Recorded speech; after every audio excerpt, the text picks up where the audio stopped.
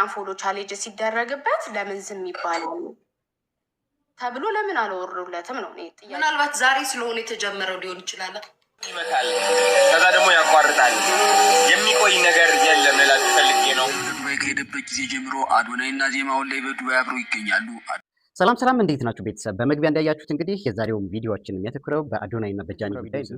አዶናይ ከ2F ፕሮፐርቲስ ጋር እንግዲህ የስፖንሰርሺፕ ማስታወቂያ ለመስራት እንዴት ተፈራረመ? እዚህ ጋር እንደምናየው እንግዲህ አዶናይ እጅግ በጣም ኢንጆይ እያደረገ ከ2F ፕሮፐርቲስ ጋር የሚያደርገውን ሴሬሞኒ ቤቱን ምናምን ነገር በዚህ መልኩ እንግዲህ እያሳየና ቪዲዮዎችን እየለቀቀ ኢንጆይ እያደረገ እንደሆነ እንግዲህ እያየን ነው ማለት ነው። ሰናይ ቆይታ ይሁንላችሁ። ለማንኛውም ላይክ፣ ሰብስክራይብ፣ ሼር አድርጉ።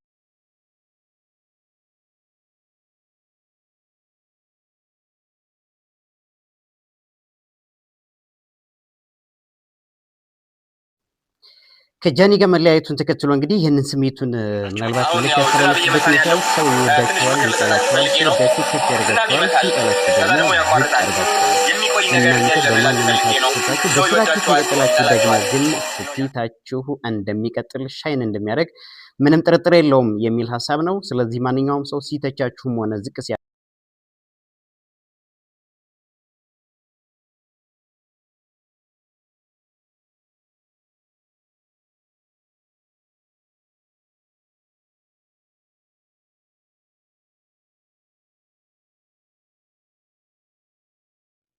አዶናይ እና ዜማ የፍቅር ግንኙነት የጀመሩት ቆየት ያለ የፍቅር ግንኙነት አላቸው። ለምሳሌ ያክልም ዲላም ፔጅ አዲስ አበባ እንደመጣ አዶናይ ዜማን ከአሜሪካ ነገር አምጥቶ የእሷን የቲክቶክ አካውንት ለማሳደግ እና እሷንም ፊት ለፊት አምጥቶ ከቤተሰቦቿ ጋር ተገናኝቶ ብዙ ጉዳዮችን እንዳወራና የፍቅር ግንኙነት በደንብ ግን አሟሙቀው የጀመሩት ያኔ እንደነበረ፣ አሁን ደግሞ በዱባይ አብረው ሽር እያረቡ የተለያዩ ዝግጅቶችን እንግዲህ እያከናወኑ እንደሆነ መረጃዎች ያሳያሉ። እሱን ኮምኩምን እንምጣ እስኪ።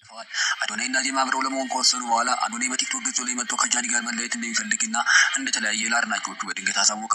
ነገር ግን ነገሩ ከዜማ ጋር የተጀመረው የፍቅር ግንኙነት ገና አዶናይ አሜሪካ በሄደበት ወቅት ብዙም ሳይቆይና ቶሎ ነበር።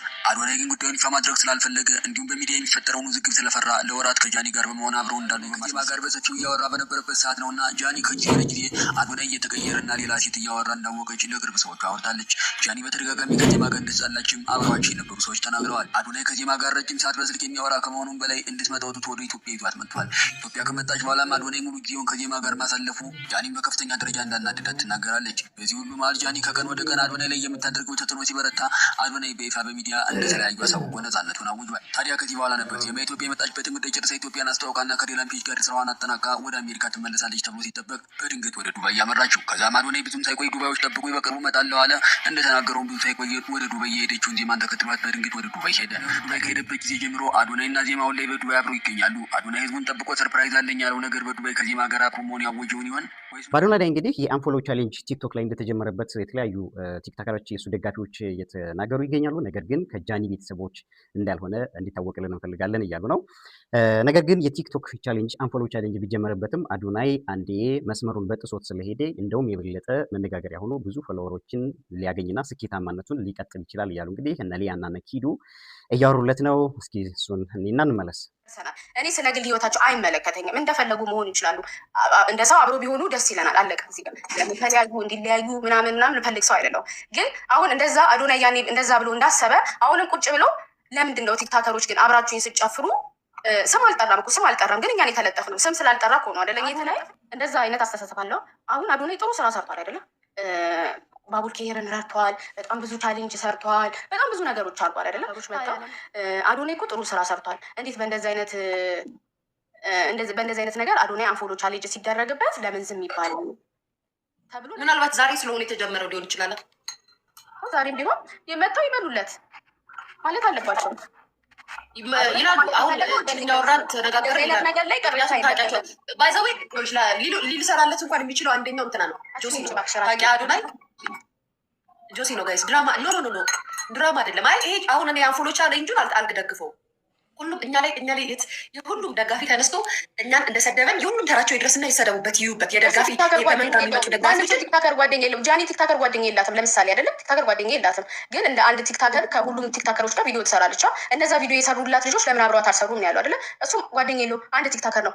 ቲክታከር አብረውት የሰሩ ሰዎች አሉ። ጁሲ ናሁን ፎንቲ ሁሉም የሰሩ ሰዎች አሉ። እኔንም ጨምሮ ለምን እኛ ድምፅ አልሆነምለትም ለምን አሉላችሁልኝም ብሎ መጠየቅ አለበት በውስጥ እዚህ ቲክቶክ ላይ ሀቅን ስለማትሉ ነው። ኦኬ አሁን ሪከርድ ተደርጎ ምን ልትሉ ትችላላችሁ?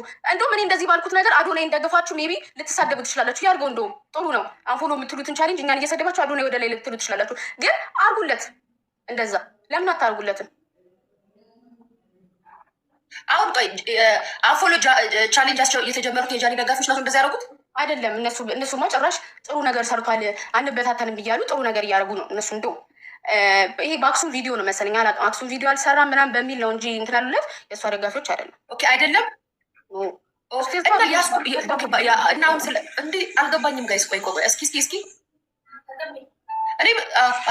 እኔ ምስል ነው የምላችሁ። ከአሁን በኋላ ኦልሬዲ ልጁ ድምፅ የሚያስፈልገውም ታይም አይደለም። አንፎሎ ቻሌንጅ ተጀመረ የሚባለውን ነገር አንፎሎ ማድረጋችሁት አላረጋችሁት ከዚህ በኋላ አዶናይ ወደ የሚሄድበት እንጂ የሚቆምበት አይደለም። ዛሬ 5,900,000 የደረሰው ይሞላል ጋይስ፣ ባይዛዌ ይሞላል። 6 ሚሊዮን ያልፋል። እንደውም ሞር ፎሎ ያገኛል። ምን እንደዚህ አይነት ወከባ ሲነሳ ማለት ነው።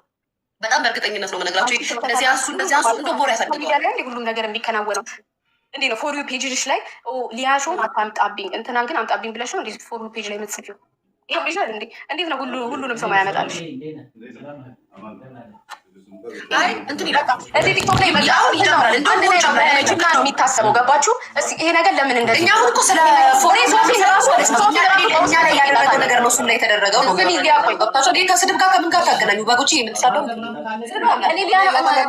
ሶፊን ራሱ ታይ ሶፊ በቃ እኔ አታስተባቢልኝ ብያታለሁ። ምክንያቱም አሁን የሆነ ነገር ጂጂ ለምሳሌ የሆነ ነገር ተናግራ ስትወጣ ሰሜን እየጠራች ጂጂ እንደዚህ ያለችው ነገር አለና ኪዲ መተሽ ይሄንን አብራሪ ምናምን ከዛን ያ ነገር ሪካርድ ይደረጋል። ገባችሁ?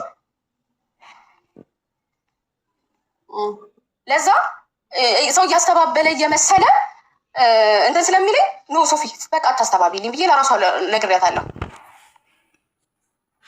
ምንም ይሄ የቲክቶክ ወሬ ይሆናል እንጂ ራሱ ባህሪውን ጸባዩን አስተካክሎ እንደዚህ ባለበት ይቀጥል እንጂ አንድ አሁን እኔ ከተናገር እኔ ጀነራል ፖይንቴ ማለት ነው። ለምንድን ነው እንደ አንድ ቲክታከር አዶናይ የሚያስበውን አስተሳሰብ ከዛ ቪዲዮ ስለተረዳሁኝ ለምንድን ነው ቲክታከሮች አዶናይ እኮ እንዲህ ጥሩ ስራ ሰርቷል እና ብለው ቢያንስ ቪዲዮ ሊሰሩለት ያልቻሉት ነው። እኔ አንድ ጥያቄ በቃ እንደ ሰው የጠየኩት። ምክንያቱም የአዶናይ አስተሳሰብ ያኔ እንደዛ ሪፖርት ሲደረግባል ለምን ድምፅ አልሆናችኋትም እንዳለ ሁሉ ለራሱም እንደዛ ብሎ ማሰብ አለበት ብዬ ነው የተናገርኩት እንጂ እኔ አዶናይ ላይ ምንም ክፉ ነገር የተናገርኩበት ነገር የለም። ኦኬ ዛሬ ነው ቻሌንጁ የተጀመረ። ኢትስ ኦኬ እስቲ ነገ እናያለን። ይሄ እንኳን የሚዲያው 2-3 ቀን ጫጫታ እናውጋታ ነው። ግን ኖርማል ለእነዚህ ላሉ ሰዎች ያን የተደረገውን ነገር ማወቅ አለባቸው። እኛ ላይ የተደረገውን ነገር እኔ ነገርኩሽ። ኪዳነ ምሕረት እንደዚህ የተለጣጠፉት ዋትሳፕ ላይ ልክ ያን ቪዲዮ እንደሰራው ያንን ቪዲዮ እንደሰራው የጃኒ ቪዲዮ እንደሰራ ዋትሳፕ ላይ ማለት ነው ኳትሙ ሪከርድ እንደዚህ አደረግኩና በጣም ተናድጄ ማለት ነው። ከዛ በኋላ ሪከርድ አደረግኩለትና መለስኩት። ችግር የለውም የቀን ጉዳይ ነው። በቤቴ ኖሬ እንኳን እንትን ሲባል ሰው ተገሏል ምናምን እያላችሁ ስሜን ስታጠፉ እንኳን አልፈራሁም ከሀገር ውጭ